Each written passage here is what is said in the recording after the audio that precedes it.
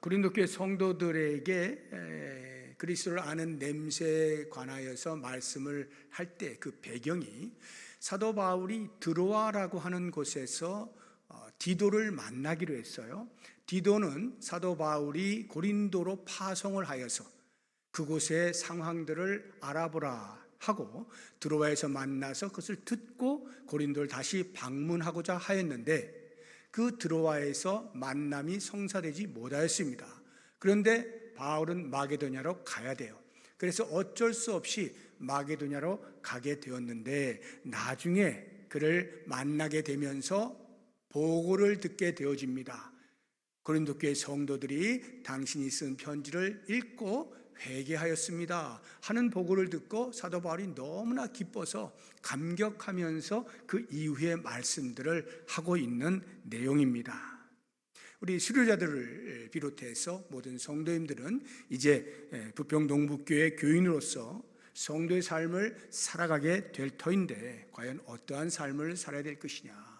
그리스도의 냄새를 풍기는 향기로 살아야 하죠. 마치 사도 바울이 고린도 교회 성도들을 향하여서 권면하는 그 내용이 오늘 우리들에게 주시는 말씀이라 생각을 하면서 과연 그리스도의 향기로 산다는 것이 무엇인가, 그리스도의 향기의 특징이 뭔가 하는 것을 간단히 몇 가지 생각을 해보도록 하겠습니다. 먼저 그리스도의 향기로 산다는 말은 하나님의 도구로 산다는 뜻입니다.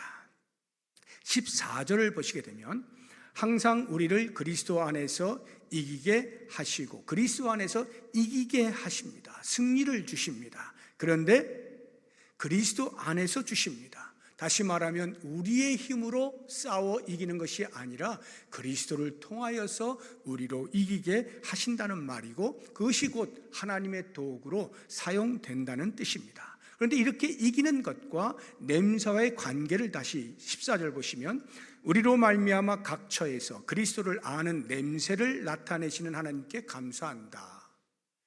그리스도 안에서 이긴다는 말과 그리스도를 아는 냄새를 나타내는 이 관계가 무엇이냐 하는 것입니다. 이것은 당시 이 편지를 받는 고린도 교회 성도들은 무슨 말인지 잘 알아들었을 거예요. 왜냐하면 그때 당시에 있었던 일을 비유로 말하고 있는 거거든요.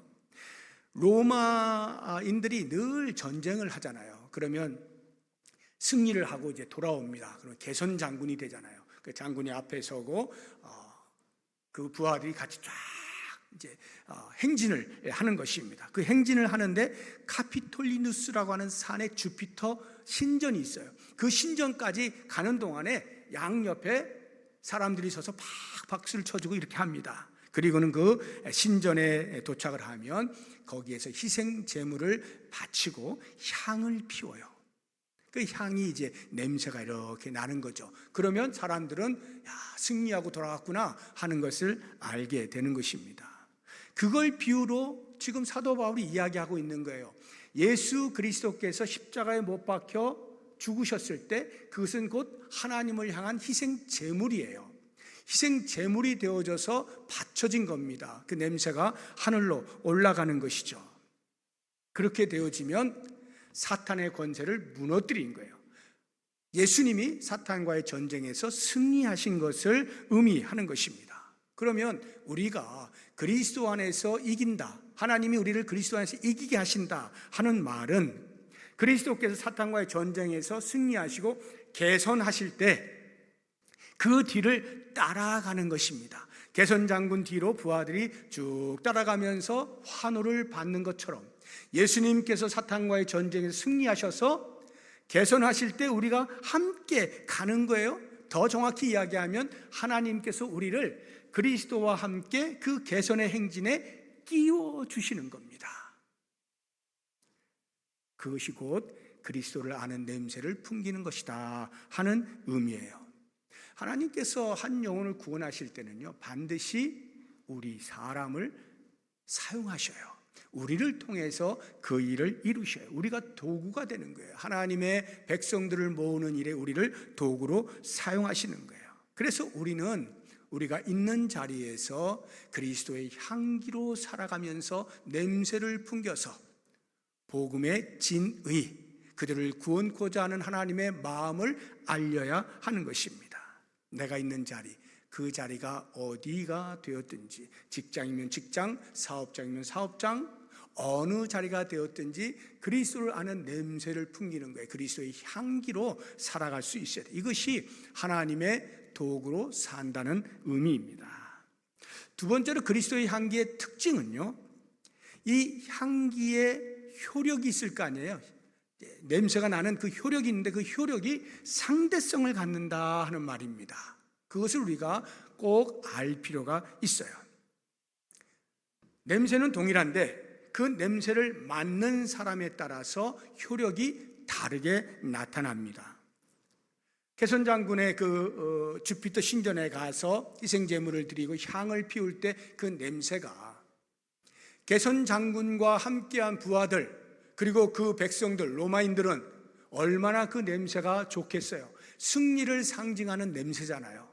그런데 그런 개선 장군 뒤로 딸려오는 포로들이 생각할 때는, 포로들이 그 냄새를 맡는 것은 자기 민족의 패배를 의미하잖아요. 그러니까 냄새를 맡기 싫은 거죠. 똑같은 냄새인데 누구에게는 승리의 냄새로, 누구에게는 패배와 절망의 냄새로 다가올 수 있게 되는 거예요. 죽기보다 맡기 싫은 냄새 되는 거죠. 무엇을 의미할까요? 우리가 복음을 전할 때 그리스도의 향기로 그리스도를 아는 냄새를 풍기면서 복음을 전해요. 그러면 그 냄새를 맡는 사람이, 나는 똑같은 냄새를 가지고 있는데 어떤 사람은 향기로운 냄새로 가까이 다가오는가 하면 어떤 사람은 냄새도 맡기 싫어 하면서 나를 거절하는 이런 일들이 발생하는 거예요. 이것을 알아야 우리가 누군가로부터 거절을 당할 때 두려워하지 않을 수가 있는 것입니다. 15절 한번 보시기 바랍니다. 우리는 구원받는 자들에게나 망하는 자들에게나 하나님 앞에서 똑같은 그리스도의 향기예요. 그런데 16절에 이 사람에게는 사망으로부터 사망에 이르는 냄새요, 저 사람에게는 생명으로부터 생명에 이르는 냄새로, 냄새를 맡는 사람에 따라서 그 냄새가 다르게 효력이 나타난다는 뜻입니다. 우리가 복음을 전해요. 그러면 하나님께서 복음을 듣고 구원해 주실 사람이 그 복음을 들을 때는 향기로운 냄새로 다가오는 것이죠. 그래서 우리의 말하는 바의 귀를 쫑긋 세우고 더 듣기를 원하는 거예요.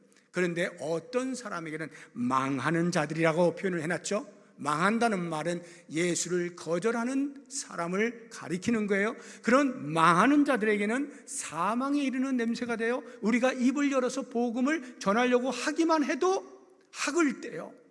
안 들으려고 그래요. 야, 너나 잘 믿어 그러고 다른 사람에게나 전해라. 나는 지금 아무런 관심도 없어. 이렇게 거절하고 무시하는 경우가 있을 수 있는 거예요. 이때 내가 냄새가 뭐가 잘못 났나? 이렇게 의심할 필요가 없다는 말이에요. 복음을 전하는 자로서의 반듯한 그리스도의 향기, 나는 변함이 없으나 듣는 자에 따라 다르게 반응할 수 있다는 사실을 꼭 인지하고 거절당할 때 두려워하지 마시라 하는 것입니다. 마지막 세 번째로 향기, 그리스도의 향기의 특징은 말씀에 실려서 풍겨나야 합니다. 말씀에 실려서 풍겨난다. 이게 무슨 뜻인가? 17절을 보시기 바랍니다. 우리는 수많은 사람들처럼 하나님의 말씀을 혼잡하게 하지 아니한다 하고 사도 바울이 이야기해요. 지금 우리는이라고 하는 말은 바울을 위시한 선교팀을 말하는 거겠죠. 그들은 누군가 말씀을 혼잡하게 하는 그런 사람들과는 다르다라고 이야기하는 거예요. 그럼 누가 말씀을 혼잡하게 할까요? 거짓 교사들이죠. 거짓 선지자들이죠. 이런 사람들이 교회 안에 들어와서 말씀을 혼잡하게 하는 거예요. 사도 바울은 말합니다. 우리는 그런 사람들이 아니다 이야기를 합니다. 그렇다고 하면 혼잡하게 하지 않는다, 말씀을 혼잡하게 하지 않는다는 말의 의미가 무엇인가 좀 더 구체적으로 쉽게 이해를 하면 이런 거죠. 누군가가 저를 통해서 냄새를 맡아요.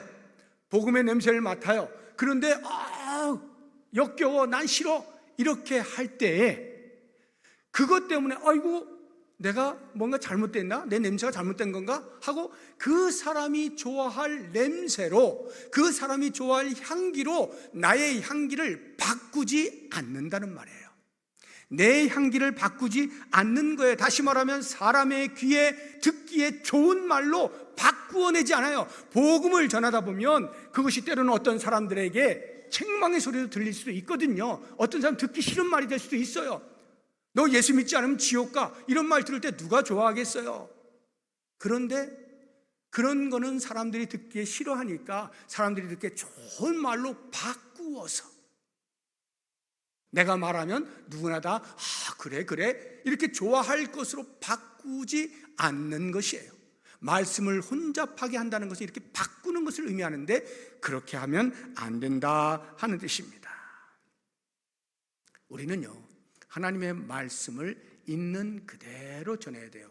물론 예의를 갖추어야 되죠. 예의를 갖춰야 돼요.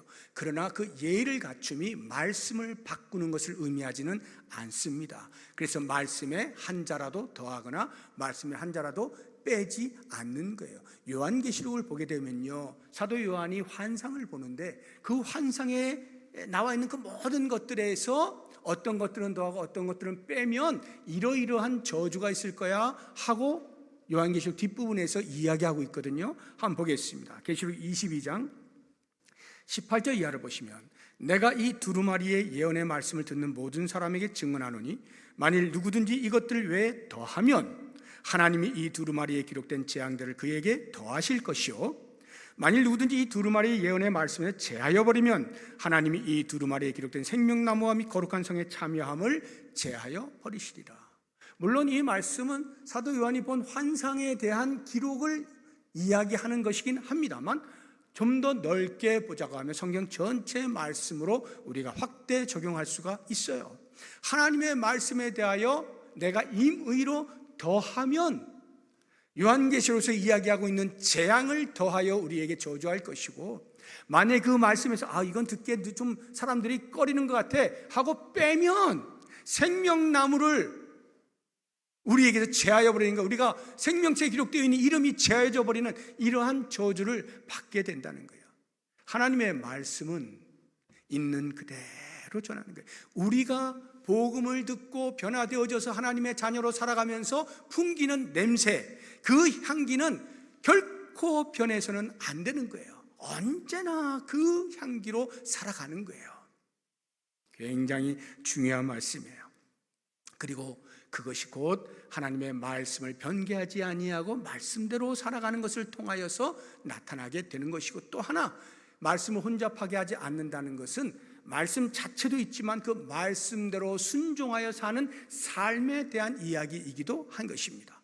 말씀은 말씀대로 알고 있는데 내 삶에서는 전혀 말씀을 적용하여 살지 않는 이율배반적인 삶을 산다면 그것은 똑같이 하나님의 말씀을 혼잡하게 하는 것과 같습니다.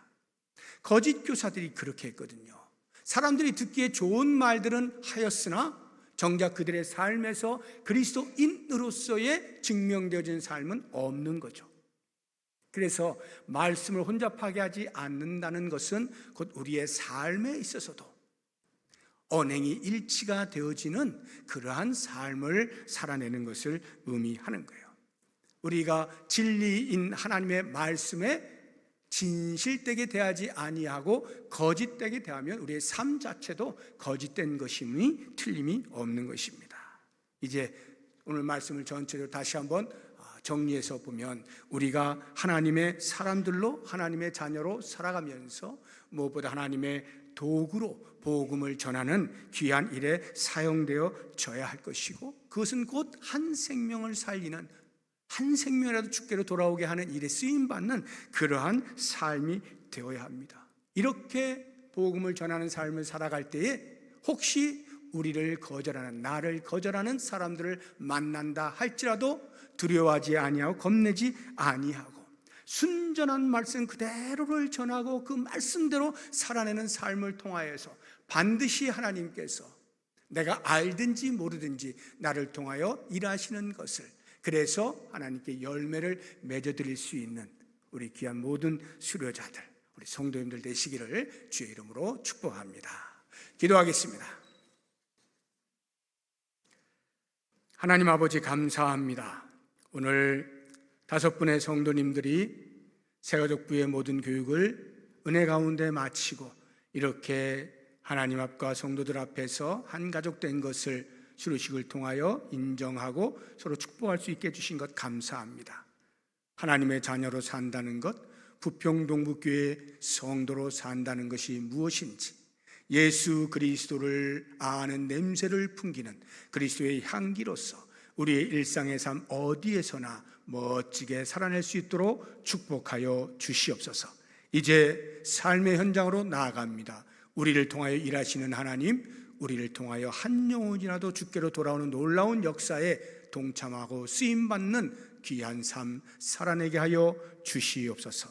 예수 그리스도의 이름으로 기도하오며 이제는 우리 주 예수 그리스도의 은혜와 하나님의 사랑과 성령의 교통하심이 어디에서나 무엇을 하든 그리스도의 향기로 그리스도를 아는 냄새를 풍기며 복음을 전하고 한 영혼이라도 구원받는 일에 쓰임받는 통로로 살아가기로 다짐하는 주의 백성들 머리머리 위에 이제로부터 영원토록 함께 있을지어다. 아멘.